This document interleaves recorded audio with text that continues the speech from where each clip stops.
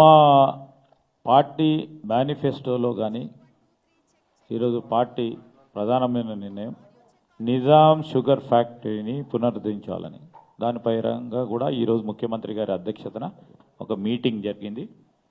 ఏ విధంగా ఎప్పుడు ఈరోజు ఆ నిజాం షుగర్ ఫ్యాక్టరీని మరొక మారు ఈరోజు ప్రజలకు ఇచ్చిన ఒక మాట నిలుపుకునే ప్రయత్నంలో మేము కసరత్తు చేస్తూ ఉన్నాం. అతి త్వరలో కూడా మరి నిజాం షుగర్ ఫ్యాక్టరీని ఏ విధంగా తిరిగి రీస్ట్రక్చరింగ్ చేసి మేము మొదలు పెట్టడం జరుగుతుందో మీకు తెలియజేస్తాం.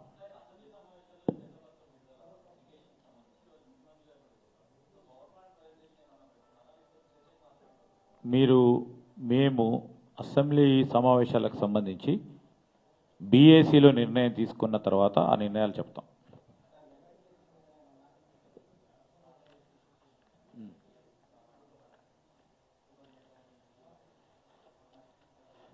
ఇప్పుడు ఆ రోజు మేము చెప్పిన మేనిఫెస్టోలో చెప్పిన ప్రతి అంశం కూడా ఒక ప్రణాళికబద్ధమైన ఆలోచన చేసుకొని మా మంత్రివర్గ సభ్యులం కానీ ముఖ్యమంత్రి గారు కానీ అందరం కూడా ఒకటి తర్వాత ఒకటి అన్నిటిని కూడా మేము చెప్పింది అమలు చేసే ప్రయత్నం చేయబోతాం. అన్నిటిని కూడా ఈరోజు మెగా డిఎస్సి చేయాలి. ఎన్ని టీచర్ పోస్టులు ఖాళీ ఉన్నాయి, ఎక్కడ ఏ విధంగా మరి నియామకాలు ఏ విధంగా జరగాలని ఒక పూర్తి స్థాయిలో మరి ఎడ్యుకేషన్ డిపార్ట్మెంట్కు సంబంధించి ప్రాసెస్ మొదలు చేపట్టాలని ముఖ్యమంత్రి గారు కూడా ఆదేశించడం జరిగింది. What sir?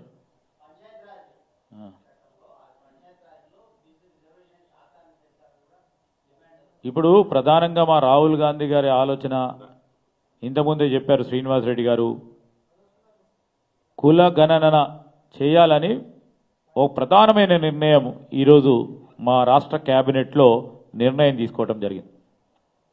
ఇంత పెద్ద నిర్ణయం తీసుకున్న తర్వాత దానికి సంబంధించి రేపొద్దున సోషో ఎకనామిక్ పొలిటికల్ అన్ని రిపర్కేషన్స్ కూడా దాంట్లో ఆలోచన చేస్తే ఒక నిర్ణయం తీసుకోవటానికే ఈరోజు కుల గణన చేస్తూ ఉన్నాం. అవి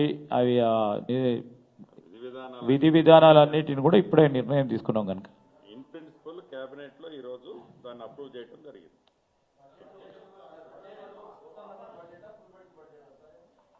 ఈరోజు మరి అసెంబ్లీ సమావేశాలకు సంబంధించి మరి గవర్నర్ గారితో మాట్లాడినాక నేను అవునండి ఈరోజు క్యాబినెట్ నిర్ణయం తీసుకోవటం జరిగింది.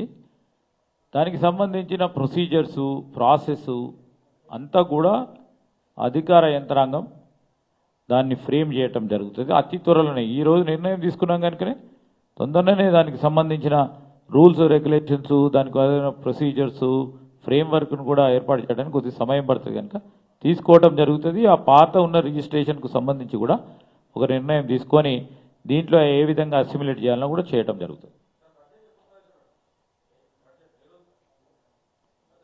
గవర్నర్ గారి మొదట ప్రసంగం ఉంటుంది, తదుపరి ధన్యవాద తీర్మానం ఉంటుంది, ఆ తదుపరి రోజు బడ్జెట్ ప్రజెంటేషన్ ఉంటుంది.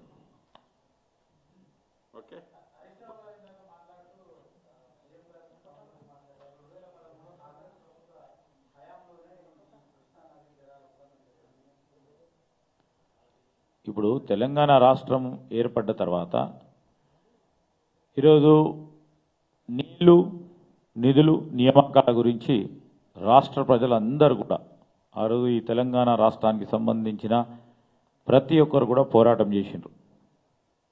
దానిలోనే కాంగ్రెస్ పార్టీకి సంబంధించిన మా కార్యకర్తలు నాయకులు అందరూ కూడా పోరాటం చేయటం జరిగింది.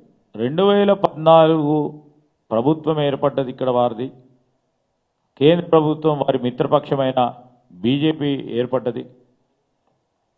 కృష్ణా నది జలాలు కానీ గోదావరి నది జలాలు కానీ ప్రత్యేకంగా కృష్ణా నది జలాలకు సంబంధించిన అంశం విషయంలో